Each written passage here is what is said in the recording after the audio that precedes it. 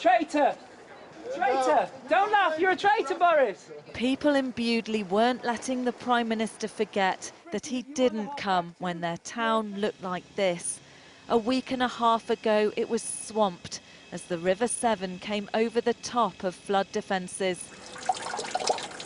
Now the water's gone, some here feel this visit was too little, too late.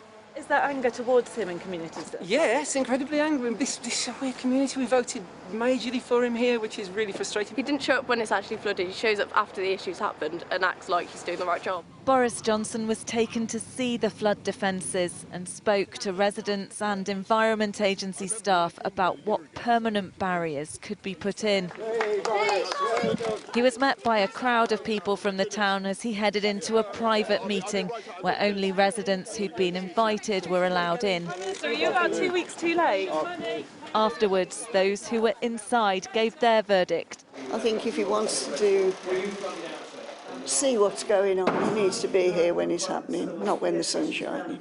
June showed us the damage that was done to her home, one of more than 24 that flooded here in Bewdley. She hasn't seen flooding like it for 2 decades. The visit tied in with an announcement that the government is increasing spending on flood defences.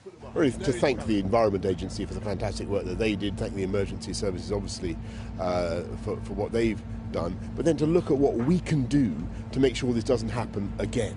And we're doubling the budgets that we set aside for investment in flood protection across the country, from 2.6 to 5.2 billion. Paul and Tracy Smith and their children have had to move out of their home. The damage will take months to repair.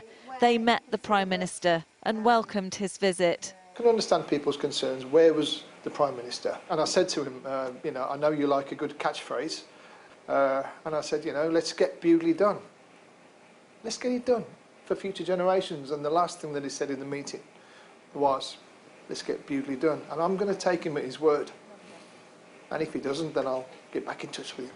River levels have receded, but communities along the River Severn are still on edge.